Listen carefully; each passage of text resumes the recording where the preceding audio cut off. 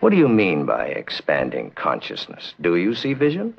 Perhaps visions are involved, but it becomes a question, you see, of whether what we see in everyday life is reality, and all of it, or whether reality is actually our vastly improved perception in these so-called visions. Afraid I still don't get it. You are interested in the unknown, the mysterious, the unexplainable. That is why you are here.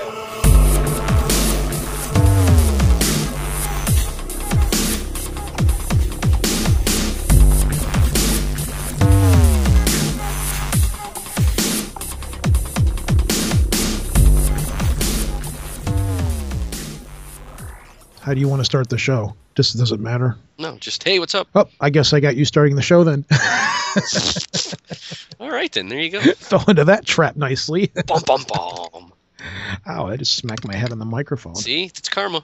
No, I've got so much junk on the microphone. I've got TJ's 13 Skulls pin on here and all kinds of junk. My microphone stand looks like something that should be in Aerosmith. Anyways, welcome back, folks. Actually, looks like something that belongs in a medicine man's hut. Yeah, really. I do have all kinds of little cantrips and stuff on here. Mm-hmm. But welcome back, everybody. This is episode 34. Correct. Which has no Masonic value whatsoever. No Masonic value. That's worth 2 tokens and a cup of tea. The response from the Masonic episode has been overwhelmingly, overall, very good. I'm really which is happy cool. I didn't get shot down. Well, we didn't do anything wrong. I mean, we have friends that are Templars, and they wrote us saying thank you. That was pretty cool. We've got friends that are Masons that have wrote it and said thank you. That was pretty cool. And on that note, this week was the very last episode of the Disinformation Podcast, which I posted up in the Facebook page. But if you people are listening, go look up the Disinfo Podcast because it ties in very nicely with what we just covered. Mm-hmm. As far as the Masons go, Austin Gandy does a great piece on the Knights Templar, which elaborates a little bit more in depth about what we talked about. And overall, it was a good episode. It was sad to see those guys go because Raymond and all those guys were such an influence on the way that I want to cover stuff. It was sad to see them go, but I think we'll still see them around. Oh yeah, so, yeah. I mean, they're supposed to be turning the reins over to another gentleman. Yeah, and you can still hear a couple of them on CCN. I'm sure Ray's going to pop up on the CCN Coincidence Control show. Oh yeah, you're going to hear Joe Nolan. There's no way he's going away. Yeah, and you're definitely going to hear Mr. Gandy. So I mean, we're trying to get him on here. Hint, hint. Listen, Mr. Gandy. Yeah, I'm about ready to give up on him. Nah, but we do have more important stuff to talk about. We do. And right off the bat, what was up with the Twinkie hot dog creation thing that you posted on Facebook? Well, see, now here we go. A couple of days ago, I want to say, I think it was it Mrs. Graham who posted a picture? Could be. Of the Twinkie dog. Oh, yeah, that's right. And I figured, hey, you know what? I'm not doing enough. I'll put myself out there. I'll eat anything. For reals, you really ate that. I did. It was delicious. I'm gonna do another one tomorrow because nobody believes I ate it, and I'm gonna video it. Pics or it didn't happen. I put pics up. So I'm gonna make a video of it, and I'm gonna put it up on Facebook. Homeboy here takes a Twinkie, cuts it in half. Yep. Puts a hot dog in it. Well, I split the hot dog first, and I melted cheese on it. Artificial cheese. Yep. What's up with artificial cheese? Well, there's a bone of contention there. It's processed, but it still has everything that normal cheese does. The fabrication process was I don't know. If you want to see how it's made, go on the History Channel and watch Cheese on Modern Marvels, and it'll explain everything to you. So then you put all this on you put all this on a cut in half Twinkie, and then you put spicy mustard on it. Yeah, sweet hot mustard on it. And it was, I think I saw a glimpse of heaven. There were actually like the sounds of angels. It really tasted good. Oh my God, it was so good. Well, you got to realize there's a saying in Japanese food, and it's called mame. And it's feeling. It's the feeling that you get. There's like salty, sweet, bitter. And then there's mame, which is, I think I'm saying it right. It's an extra sense on top of all the other senses, and it's usually a mixture of sweet, sour, salty, and hot. And that's everything. By putting that hot mustard on there, It had all of the hallmarks of just greatness. No. It I did. I don't ever want to hear crap from you about me eating sushi ever again. Dude, sushi's... You know what? If I eat this hot dog, I know I'm not going to get tapeworm from it. You ate a Twinkie with a hot dog and cheese. There's no fluke in a hot dog, Chief. God. Oh, all right. It was good. We should probably move on. Probably. Erin is also going to become a mama again, so we need to send a hello out to her, to another congratulations into the Project Archivist family. You said you had something else you wanted to cover too before we were talking about the show. I've got something I'm going to cover, but I'm going to wait. I'm going to wait a little bit longer to cover that. So that what I have to cover is going to go hand in hand with what you need. All right, okay. I guess I'll talk about it. I posted up on the Facebook page that I'm thinking about starting another show off to the side that's going to cover aspects of gaming, like tabletop gaming, video gaming, comic books, sci-fi, movies, stuff like that. It's not going to take precedence over the Project Archivist podcast. It's just something that I'm going to do off to the side. You're cheating on me. Well, not really, because you're probably going to be involved with it as well. Oh, so yeah, I'm sure. There seems to be some people freaking out about this and getting a little worried, and this show isn't going anywhere at all. I mean, I sat today arranging potential interviews that I don't want to talk about just yet because they're really cool. And every time I talk about an interview, it gets ruined. Yeah, dude, don't. Coming across stuff, yeah, because it's really cool. I don't want to mess this one up either. But coming up with stuff for stories for the show and junk. But it's no secret that I'm a huge geek at heart, and I'm a comic book nut and all these things. And there's all this stuff that's been thrown at Archivist that just wouldn't fit with what we're doing here. So I've thought about doing another side show that show is going to happen as and when it is able to happen. It's looking like it might be called the Ether, or AETHAR. And I might not even make a web page for it. I might just make a little side shoot off web page for the Project Archivist page. And that one's it's going to happen as it happens. And, it's really not a big deal. I might just take aspects of geeky culture and apply the same context to it that we've done with Project Archivist, and, just look at, fun stuff.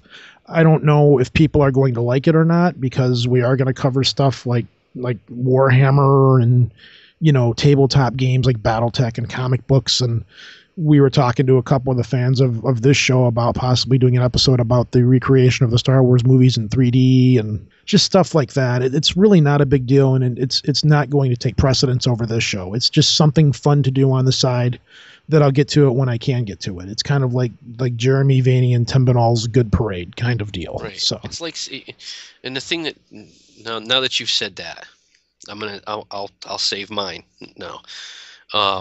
When we first started talking, and we were going to start a podcast, before this show even had the name Project Archivist, we were kicking names around.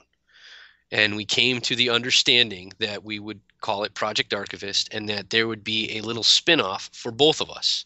Mm-hmm. Now, you have Stasis, and I've been a guest on Stasis. And you suggested to me that the original name that I had wanted for my own show, before we decided to have this wonderful baby that is PA. Oh, I know where you're going with this. Thank God, finally. The Spark. I'm going to start... in the near future, I'm going to start recording pieces for the Spark, and it'll be just like Stasis. Mm-hmm. And I'll have you fly with me as my wingman when you can, or it'll be, just like Stasis. It'll be the other side of Stasis. Mm-hmm. And, there's no real reason for people to freak out. I understand the knee-jerk reaction that's being had, because I know for me personally, I've seen shows that have gone and had a good run, and then all of a sudden they start doing side projects, and then the other show falls apart. But the other show falls apart because the 2 or 3 or whatever hosts that are involved really want to do their own thing. No, this is just for giggles and fun. It's exactly. It's nothing that even serious. It might be fun, but it's not. I'm far too involved in putting this show together to. Yeah, you are. to start off, but I'm glad you're doing Spark, because, well, let me explain a little bit about what Stasis is. Now that we've got new listeners, God, we're wasting so much time in this show, but Stasis are lengthier pieces about certain topics that they don't quite fit as an archivist show, but they have some kind of significant bearing on the kinds of things that we talk about. And me and you approach different topics. We find different topics fascinating in different ways. And that's basically what Spark and Stasis are going to be. They're going to be placeholders in between episodes, or if there's something that we really want to talk about, but we can't make it fit into the context of a normal archivist show, that's what those are there for, to go a little bit deeper. And there were things like we were talking about Wendigos and things like that, and you were really up on it. I said, well, hey, you should cover this and that. And God, I've been twisting your arm since day one to get this going. So I'm actually really happy about that. Well, I think we've got house cleaning done for this episode. Yeah, I'm pretty sure we're done with that. Why don't you take us to Korea and let's get this ball rolling? All right, we're going to go to weirdasianews.com, and this is, seems like a hallmark of us. We wouldn't be PA if we didn't have something strange out of Asia, at least one place in Asia. They see me rolling. I love geckos. South Korea company turns human ashes into decorative beads. Forget the urn, or if you're a Lebowski lover, a coffee can. Because South Koreans have come up with a novel, albeit rather odd way to keep your loved ones remains close to you. Due in part to the lack of space for the deceased, some South Koreans have taken to melting the ashes of their loved ones into decorative beads. The reason behind this stems from Confucian beliefs that respect the dead and visit their graves, combined with the recently launched pro-cremation campaign that requires the dead to be removed from their funeral resting places after 60 years. Guess it's not so final and These ashes to beads companies have sprung up around South Korea, and for one company, business has been steady. Bonyang, owned by Bae Jae-yul, melts the ashes down using a special process he perfected before launching his company. The difference between his and other companies is the lack of minerals added to help bind the ashes together. The beads, it says beards. It does. Wow. The beads can be produced in frequent colors, with some of the more popular ones being blue, green, pink, purple, and black. The process costs about $900. This practice can be found in the United States, Europe, and Japan, but they don't appear to have caught on like they did in South Korea. Some criticize the practice, thinking it to be nothing more than the means to make money while disrespecting the dead by preventing them from returning to nature. And that's the story. I think it's pretty cool. Dude, I think it's awesome. I'd consider having this done to myself. Dude, of course, I would have to consider that before I died, but... Yeah, right. See, the whole thing is, over here in the States, there's a whole bunch of different things that you can have your ashes turned into ornaments. You can have your ashes turned into pottery. You can have your ashes turned into records.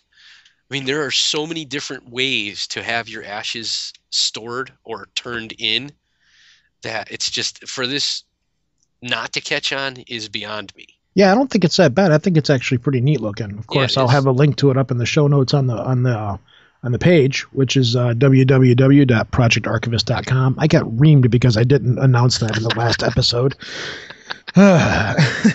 Nice. But yeah, I think it's pretty cool. They come in a little bottle, and there's little colored beads in there. They're not that like sand art. But what's amazing is they're really tiny, and it comes in a really tiny bottle. And I'm a pretty big guy. Well, they actually, when you take any human and you cremate them down, like we had my mom cremated, and she's basically in a little box now downstairs. Yep. And there's a lot of ashes in there. There's a little, I'd say it's probably about, 3 pounds of ashes or something in there. Mm-hmm. And it doesn't creep me out talking about it, but it's like, well, as weird as this going to sound, it would be neat to have this done to my mom, because it would be just something more practical than just a box of ashes sitting in the back corner somewhere, Sure. You can still have it done. It's not too late. Yeah, but for $900, I think my mom would kick my sure ass if I spent that kind of money on her ashes. Yeah. Well, you got to realize too that when you take that amount of ashes and you add liquid to them, you're going to be able to bring once you bake out the liquid and form it into a polymer base, it's going to be a lot smaller than that box. When you were describing that, of course, my mental image kicks in, and I had this idea of adding water and stirring, and oh no, just anyways, like baby powder.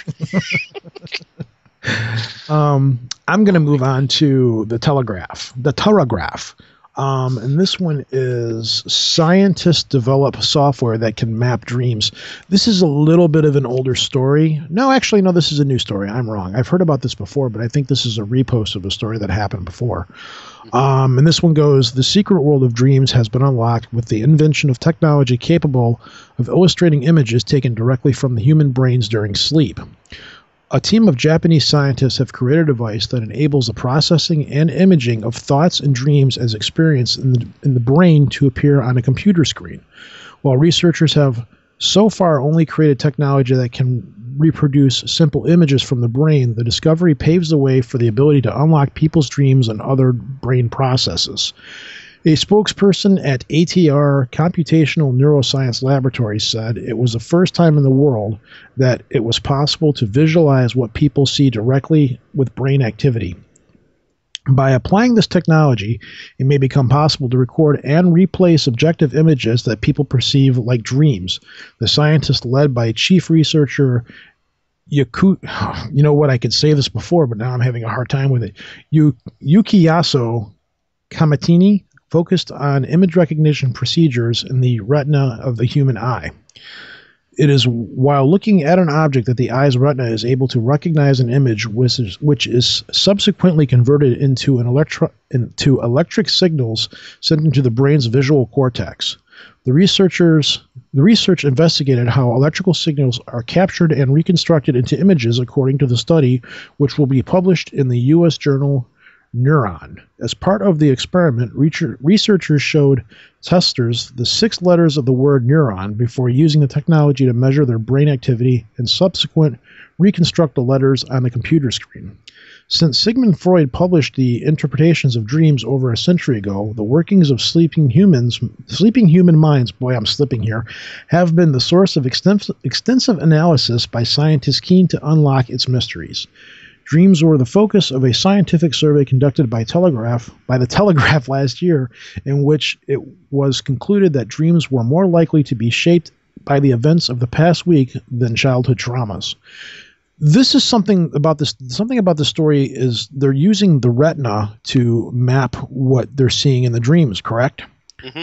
So if your eyes are closed, your eye isn't actually seeing anything. So is the brain projecting the image onto the retina and then pulling it back into the brain? Well, what it's doing is they're trying to. There's always backfeed, and that's one of the wonderful things about the human brain. The eye, what you're seeing. You know, people say what you see it in your mind's eye. Yeah. Well, I do that all the time here. Exactly. Well, when you see something, like during REM sleep, your eyes are moving around because you're actually seeing stuff moving around. So your brain is fooling your eyes, and your eyes think that they're seeing something. Mm-hmm. That's kind of weird. That's kind of like, that would be that your brain is a two-way signal to your eyes then. Mm-hmm. It'd be like a two-way radio. So instead of the eye can perceive images and transmit them to the brain, but then the brain can transmit them back to the eye. Yep. Backfeed. That's how they're using it. We were talking off the air about, would it be possible, therefore, to have, while you're sleeping, images transmitted into your brain to be actually able to influence your dreams? If that's the case, then it would be possible. Absolutely. At some point. It can be done through your oral canal, listening. Yeah, that's true. Oral. Yeah, I know what you're saying. Your ability to hear while you're sleeping. Yeah, absolutely. Well, that happens now. Certain phase. Yeah, when you hit There's times that you hear the alarm going off, and you'll think that you're dreaming of an alarm going off, and the alarm actually is going off. I was laying on the couch, and my daughter has a new DS XL, and she has a recording program on it, and she was singing into it, and she can slow it down and speed it up and give it waves, and she kept playing it all over and over again with echoes and everything, and I was seeing this little fawn running through the woods singing, and I'm like, no. And I woke up, I'm like, turn the thing off. You were having nightmare visions of Bambi induced by your child. No, not that kind of fawn, like a satyr. Oh, no, great.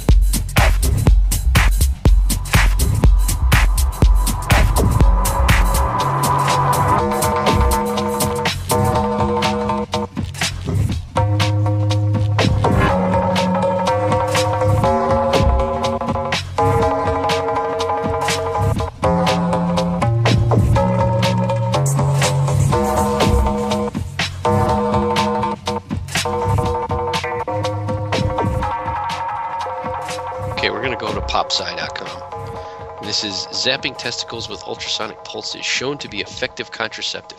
That's right. I said I was going to whack in the nizzos. Treated testes. The testes is composed of many tubes called seminiferous tubules. Seminiferous tubule on the left is from a testis that was not treated with ultrasound, while the tubule on the right is from a testis that was treated with ultrasound. The ultrasound-treated tubule is completely lacking testicular sperm and has lost almost all immature germ cells, increasing its overall diameter while greatly increasing the amount of empty space in the center of the tubule. An ultrasound zap to the testicles, man, that just sounds painful, can stop the production of sperm, reducing overall sperm count to a level that would render males infertile, according to the new study involving rats. That makes me feel better. Further studies are still needed to test how long this new contraceptive method would last and whether infertility could be reversed. But the researchers studying rat and monkey testicles, this isn't for the lulz, right? No. The early results are pretty. It should be. The early results are pretty gratifying. Researchers at the University of North Carolina School of Medicine rotated high-frequency ultrasound transducers around the testes of rats. They put the animals' testes in a cup full of saline solution to provide better conductivity between the transducer and the skin. Then they measured the animals' sperm counts to see how much they dropped. After several tests, scientists led by James Saruta found the ideal therapy was 2 15-minute sessions, 2 days apart, would lead to a dramatic reduction in sperm. This was all pretty promising.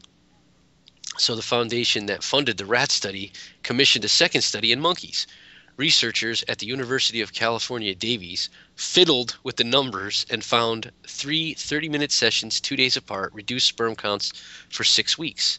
Lead researcher Catherine Vandevort said it was rough going.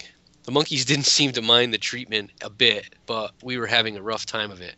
30 minutes of treatment 3 times a week is a lot of monkey testicular massage. We felt pretty silly, and it didn't help when the techs would come around and wonder what kind of research we were doing. We were relieved when we finally saw an effect. Is this amazing press release from the Male Contraceptive Information Project? Scientists first studied ultrasound for contraception back in the 1970s, testing it on rats, monkeys, dogs, and men. Seems like a good order. But other researchers who later tried to duplicate those results were stumped, and some reproductive health scientists dismissed it as hooey. I love that word. Ultrasonic therapy languished for several years before Saruta and others resumed working on it. Lots more studies would need to be done to make sure this is a safe method of contraception, however. There are concerns about the duration of treatment, and there could be adverse sexual effects. The sperm that come back might be damaged. Who cares? Which could impact embryo. Oh, that's right, the whole baby thing. Embryo development after fertilization. Other researchers said. So it's not a male birth control method, at least not yet. The rat study was published Monday in the journal Reproductive Biology and Endocrinology. Okay, so. And then there's the little doohickey that they use right there. Okay, before we started talking about this, you were explaining something to me, and I just said save it for the piece. So. How does this work? How does this go here? Okay, this is now I've already been whacked in the beanbag. I'm no longer a viable unit in the gene pool. I thought you were going to say eunuch. No, I still got my nizzos. But what they do is they use ultrasound to whack the crap out of the sperm cells and effectively killing them off. They will regenerate to some extent. Now, anybody that's ever had kidney stones to like a great extent knows that they use ultrasound to destroy kidney stones. What they do is they hit it and it breaks them apart and makes them into like a sand so that you can pass them. Okay. Now there's just something about getting whacked in the nizzos using the same exact method that's used to destroy kidney stones. I'd be afraid that they'd rupture one of them. I don't think so, dude. No, I understand that, but I mean, still, I'm glad they're doing studies. I think it's great. I could see it being a better method because most men are just sissies about having it done, having the whole, being snipped and clipped done. So if this is a way for them just to put their bag inside of a little zapper for 30 minutes, twice a week to have it last 6 months, then I can understand that, it'd probably be a better way. I mean, let's face it, there's never going to be a contraceptive beer. So it's actually usually the opposite. yeah, right. Exactly. I got drunk and I got 15 kids. All right. Well, from one set of balls to another, we're going to move on to News Dorset, which is another BBC news site. And this is a Bournemouth resident mystified by blue sphere shower. A man in Dorset has been left mystified after tiny blue spheres fall from the sky into his garden. Steve Hornsby from Bournemouth said 3-centimeter diameter balls came raining down. It's really hard for me to read this piece with any kind of seriousness after what we just went through. But here goes. Steve Hornsby from Bournemouth said that the 3-centimeter diameter balls came raining down late on Thursday afternoon during a hailstorm. He found about a dozen of the balls in his garden. He said, "They're difficult to pick up. I had to get a spoon and flick them into a jam jar." The Met Office said the jelly-like substance was, we wonder why people don't take our show seriously. Oh my God. I will make it through this story. You will. The Met Office said that the jelly-like substance was not meteorological. Mr. Hornsby, a former aircraft engineer, said the sky went a really dark yellow color. As I walked outside to go to the garage, there was an instant hailstorm for a few seconds, and I thought, what's that in the grass? And then it says, no smell. Walking around his garden, he found many more blue spheres were scattered across the grass. He said, they have an exterior shell with a softer inner, but have no smell, aren't sticky, and do not melt. Mr. Hornsby said he was keeping the balls in his fridge while he tried to find out what they were. Josie Pegg, an applied science research assistant at Bournemouth University, speculated that the apparent strange phenomena might be marine invertebrate eggs. These have been implicated in previous strange goo incidents, she said. I'd have thought it's a little early for spawning, but I suppose they had a very mild winter. The transmission of eggs on birds' feet is well documented, and I guess if the bird was caught out in the storm, this could be the cause. Well, I can buy the fish egg possibility, but you have another theory about what this is? Yes, I'm actually sitting here, and we had gone over this before, as we do. And I'm sitting here in my hands right now, something I purchased, and they're called water gems. And what they are is, for all intents and purposes, they look exactly like what this gentleman found in Bournemouth. And what they are is they're a water-absorbing polymer that are used in plants as an alternative for soil. And they hold a vast amount of water, actually. This little tiny package is only 1.4 ounces, and it makes a gallon of these little balls. And when they're hydrated, they look exactly like this. And there's I've got some in a bamboo plant inside the studio here and sitting in front of me. And that's what they look like. So yeah, exactly. It's weird, but I'm not expecting too much creepiness here. No. I'd love for a follow-up for them to say, yeah, it's a long-chain polymer. Did you say long-chain polymer? No, never mind. Werewolves of London. Hi, I'm a skeptic. And I'm Bigfoot. Yeah, I'm pretty sure you're not. You shut up, y'all. I'm Bigfoot, and I'm running wild all over the U.S. of A. Well, you're not very well documented. Says you. I left tracks and possum innards all over the place. Well, my name's Blake Smith, and along with my co-hosts Benjamin Radford and Dr. Karen Stolzno, we take a skeptical look at the evidence for all kinds of monsters on our show, Monster Talk. Other monsters? Like who? Well, our show's pretty new, but we plan to take a look at lake monsters, sea monsters, Mothman, the Chupacabra, the Yeti, Orang Pindak, ghosts, ghouls, goblins, zombies, demons, and we might even check out the monster that lurks under your bed or in your closet. Hey, you didn't say my name in that list. Honestly, we've already done 2 episodes on Bigfoot, but the topic does keep coming up. Hey, I know where there's a big old monster. Where? In my pants. Don't go there. Instead, go to monstertalk.org or look up Monster Talk on your favorite podcast aggregator.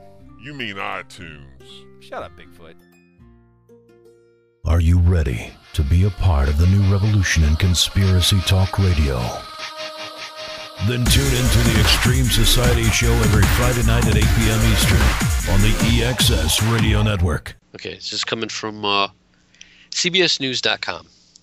And it's a parasitic twin found in Peru toddler's stomach. 3-year-old Isbak Pukanda absorbed his twin brother as they developed in their mother's womb. The result? A parasitic twin in the stomach of the living boy. The partially formed fetus weighs 1.5 pounds and is 9 inches long, according to Dr. Carlos Astacandor of Las Mercedes Hospital in Chichelo, Peru. Doctors in Peru found the parasitic twin and plan to surgically remove the tissue Monday. Astacandor says the brain, heart, lungs, and intestines never developed after the fetus was absorbed by the other fetus inside the mother's womb. He says it has some hair on the cranium, eyes, and some bones. Ugh. Some conjoined twins are parasitic, meaning they rely on the body of the other for blood supply and organ function. Dr. Jonathan Ferraroth, a neonatologist at Rainbow Babies and Children's Hospital in Cleveland, told ABC News. But in Pukanda's condition called fetus in fetu, the body of the one twin absorbed the other during development. Fetus in fetu occurs in about 1 in every 500,000 live births, according to Astacandor. That's pretty creepy. It is. I have a cousin that actually absorbed his twin in the womb. But it was a full absorption. Weird. There's nothing left over. That's so bizarre. Yeah. My family has a long history of twins at conception or shortly after conception and then single birth. Wow. Yeah, I don't know. Wow. It's in the blood. What are you going to tell me? All right.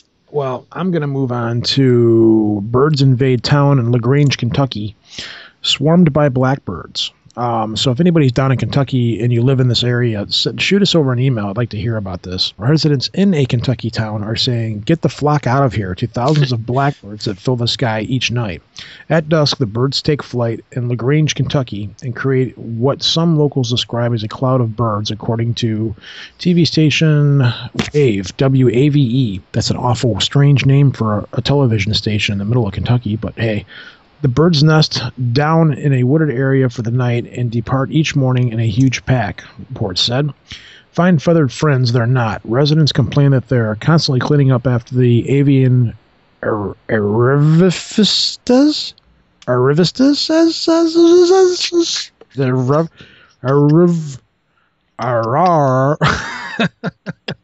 Who started showing up last November on a community northeast of Louisville. That one word is going to trip me up. Rural Louisville. Nearly everyone has heard their town compared to Alfred Hitchcock's classic The Birds. To protect themselves from bird poop, some people have begun carrying umbrellas even on sunny days, CNN reports. The birds' unexplained presence has allegedly coincided with a surge in respiratory ailments, according to one woman who spoke with WAVE. While nobody is sure why the birds migrate to LaGrange, wildlife experts told CNN that the behavior of flying clockwise in large groups is called murmuration. Murmuration. Duh, I was about ready to say it too. Is common among starlings. In an effort to scare off unwelcome newcomers, a married couple blasts a noisy air cannon, but the birds keep coming back. If you've ever seen birds migrating from a cave or something, that's what it looks like. But can you imagine living in a town where these things are flying around like that? How much that would suck? The amount of bird crap that you would just clean up. It's feathers. No. And then you want to see a brother hit the ground fast? I don't do well with flying things. Yeah, even birds? Raptors, some birds of prey, bats, I have no problem with. Other than that, freak me out. Bats freak me out. Bats freak me out at night. I've got a pool here, and in the summertime, every great once in a while, we'll have a bat that'll come flying around the yard when I'm in the pool in the middle of the night, and it freaks me out. It's it's like these things have got rabies or what have you. But just remember, they're closer to us than rats are. Yeah, that comes from the Huffington Post Weird News. So where are you taking us to? You taking us up to the Great White North? I think we are. We're going to go to Canada. We're going to go to Quebec. Take off, hoser. Go ahead. You hoser, eh? Nationalpost.com. You know how many Canadian listeners we probably just pissed off right there? Pissed off. The what were they called? Strange Brew guys. What were they called? What were their names? The Corsican Brothers or something like that? Oh, I don't remember. God, I loved that movie. Strange Brew was awesome. Great you movie. Hoser, I gotta take a leak, eh? All right, this one's, like I said, it's from nationalpost.com, and it's a Quebec woman was cooked to death at retreat, coroner says. Montreal. Quebec police officers have completed their report into the bizarre death of Chantal Levine, who was cooked to death at a personal development seminar. The investigators are expected to meet with the Quebec prosecutors assigned to the case as early as next week. It will be up to the prosecutor to decide whether any charges will be filed, and if so, what will they be? Renee Verrett, a spokesman for the prosecutor's office, said Thursday, the manner in which Levine died was very unusual, Verrett noted. An autopsy reported that on Levine's body has not yet been completed, the Quebec coroner's office said. But Radio Canada quoted coroner Gillis Satan, nice name. Sainton. Sainton. But you're right. It's an awesome name. Satan. As saying the 35-year-old mother of two from St. Albert, Quebec, was cooked to death. Santon conducted that interview last November for the TV show Enquête. I think that's right. I believe that's pronounced Enquête. Enquête? I believe that would be the French-Canadian pronunciation. Okay. I'm not a Canuck, so I don't know. Said Dana, you think I would be. Part of my family is. DeSollers, a lawyer for the coroner's office. Santon. Wow, how come you know what? If it's not from Malaysia, I screwed up. Wouldn't be available for any follow-up interview, DeSollers added. Levine died in hospital after she and 8 others in a personal development seminar called Dying in Consciousness were covered with mud, wrapped in plastic, put under a blanket, and immobilized with their head in cardboard boxes for about 9 hours under instructions to hyperventilate. Wow. Levine was removed unconscious and with a body temperature of 40.5 degrees Celsius from the firm René Delapaix in Drummondville, Quebec area after 911 call that Radio Canada said had been made by Gabrielle Fichette, a self-styled therapist who was seminar's operator. A 49-year-old woman was taken to hospital at the same time, survived. Radio Canada quoted Sainton as saying that Levine died of hypothermia, when the body produces or is subjected to more heat than it is able to dissipate. The normal body temperature is 37 degrees Celsius, so she was 3.5 degrees above. Sainton has not completed his report, DeSollers said. Generally, it takes about 9 months before a coroner's report is ready. 9 months? Is she having a baby or reporting somebody dead? Really? Results of an uncompleted autopsy report are required as part of the proof that the coroner will use to complete his report, DeSollers said.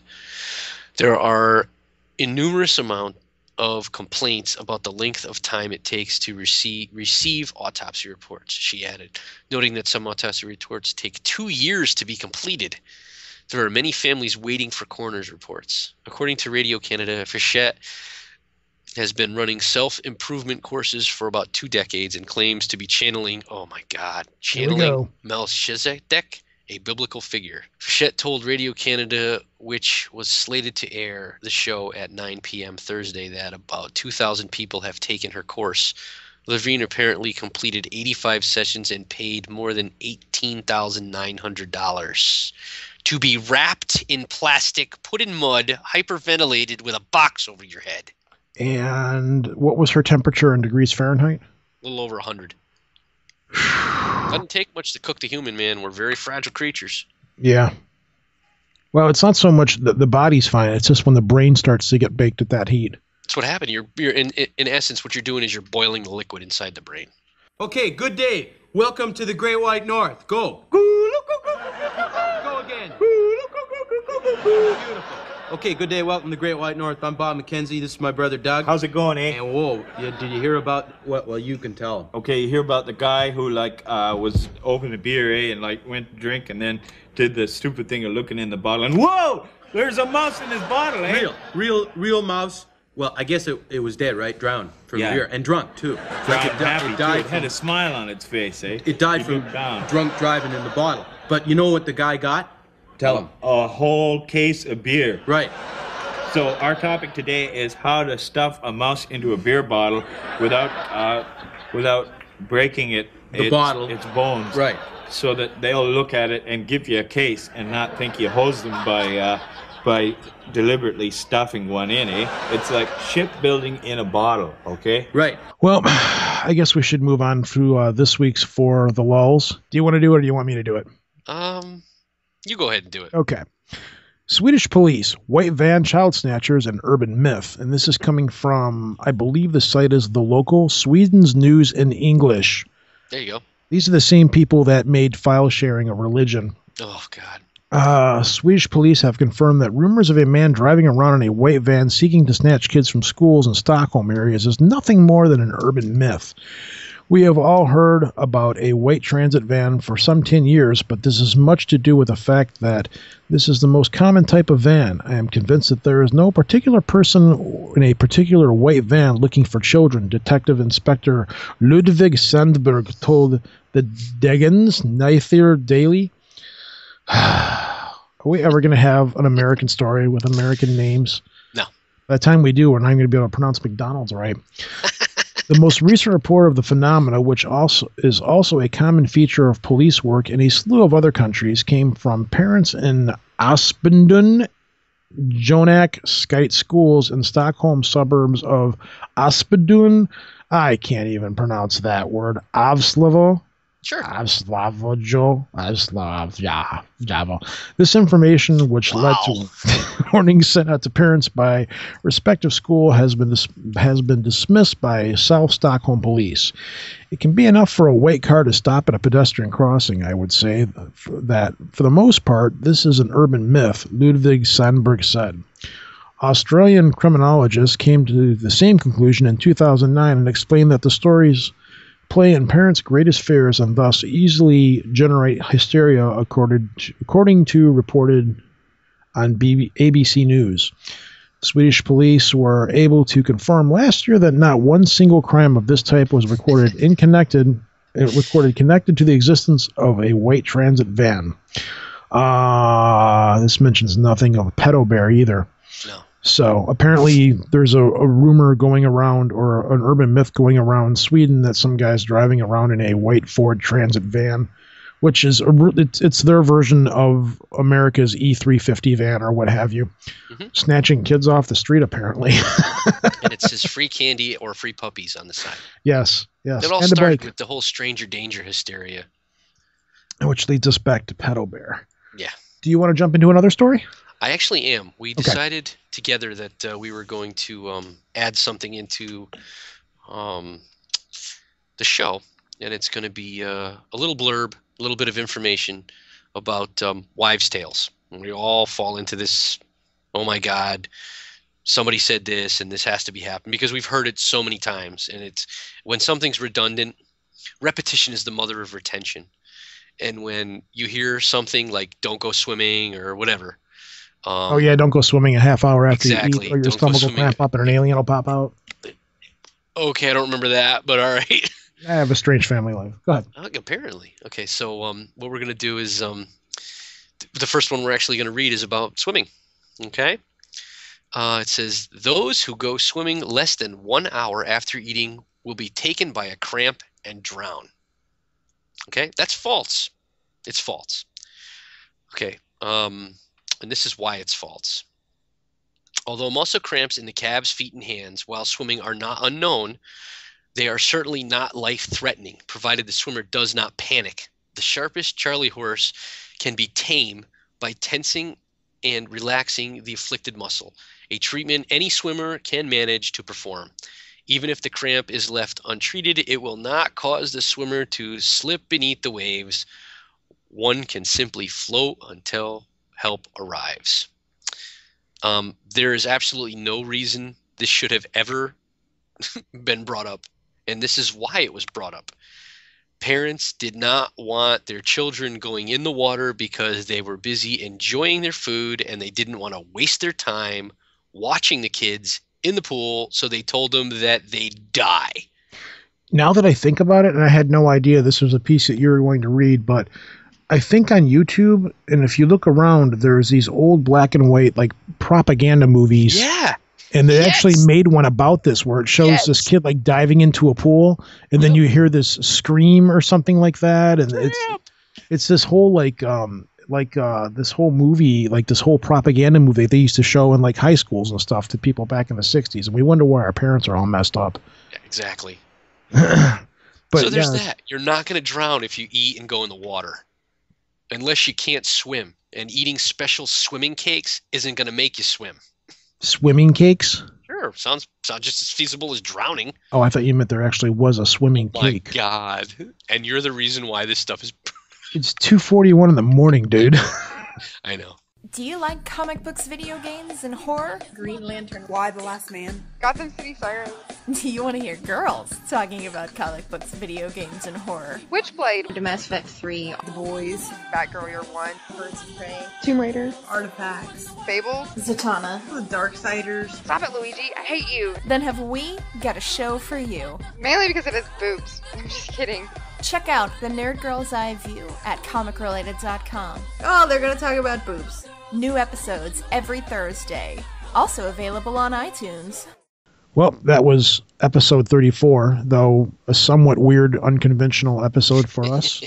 It was a little odd. But, yeah, well, sometimes I'll have them like that. Sure, I mean, there's good information there. It's just... What are you doing?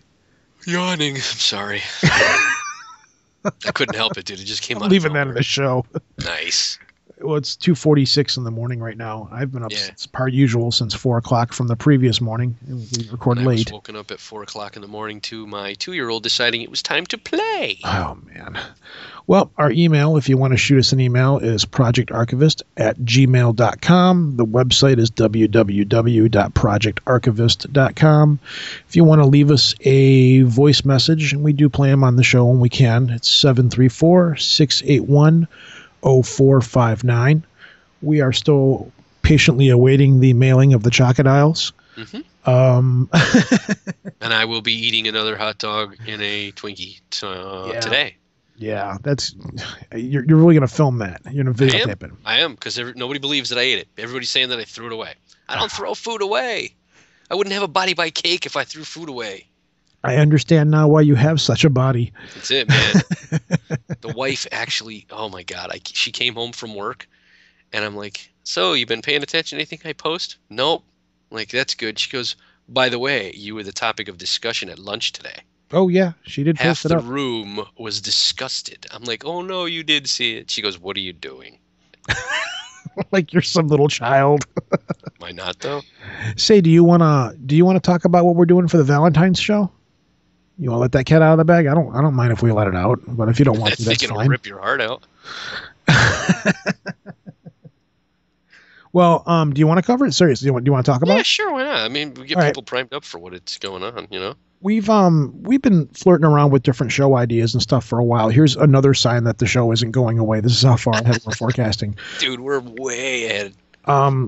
So we're going to do a show on serial killers, which is what a lot of people have been asking us to do.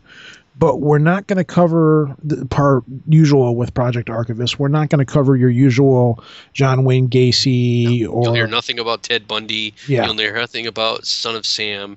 You're not going to hear anything about Edward Gein. You're going to hear about I don't want to say unknowns, but the lesser known, but even more whacked out individuals. Yeah. Some of the people that we're going to be covering actually have higher numbers than the ones that people hear about. Quantity over quality. That's it, man. It's all about the body count. Oh my God. I'm sorry. Was that out loud? Oh my God. All right. Well, I guess that'll be it for this week. I guess that'll do it for this show. Sure. As usual, the Pepsi Max and energy drinks are beginning to wear out on me, as evident by my stammering. Blah, blah, blah. So, anyways, this is Rojan. Peace out from the D. This is Lobo from Connecticut, and I am staring at my computer screen, wondering why my sea monkeys are dead. Radiation! You have sea monkeys on your computer screen? Yeah. Oh, is this like one of those living fish tank things? Yeah, they're dead. I didn't feed him. Peace out, folks. Peace. God, you're weird. I am. Now, mind you, I'm going to try and record myself eating this. As a warning, sometimes my eating behavior has been accustomed to that of a duck. I just kind of throw it in and swallow. I'm sure there's going to be enough people that want to make sick jokes about that. But we are talking about a Twinkie dog, so I'm sure there's plenty of sick jokes. All right. Twinkie dog! Look. Twinkie dog. Now I'm going to eat it. Mmm. Like manna from heaven. Better way to start a breakfast.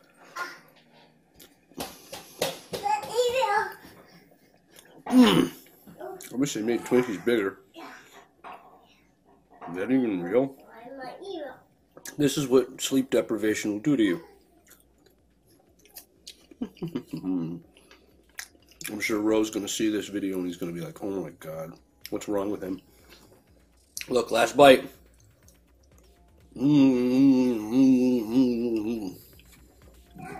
Empty plate. All right, kids. That was that. Once again, called Taking One for the Team. Which I don't mind, because it's delicious. So everybody that thought I didn't do it, there you go. There's your proof.